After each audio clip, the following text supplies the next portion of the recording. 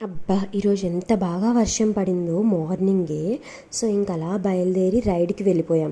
వర్షంలో అలా వర్షాన్ని ఆస్వాదిస్తూ అలా ఒక చిన్న రైడ్కి వెళ్తే చాలా బాగుంటుంది కదా.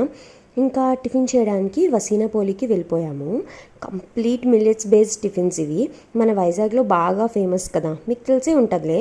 అక్కడ ఇదిగోండి మల్టీ మిల్లెట్ పోలీస్, మిల్లెట్ గీకారం దోశ తీసుకున్నాము. టేస్ట్ కూడా బాగుంటుంది.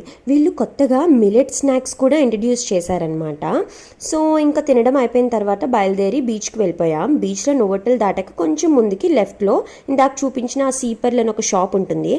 ఇక్కడ టీ అండ్ సమోసా అబ్బబ్బా భలే ఉంటుంది తెలుసా. నా చిన్నప్పటి నుండి ఈ షాప్ అయితే ఇలానే ఉంది.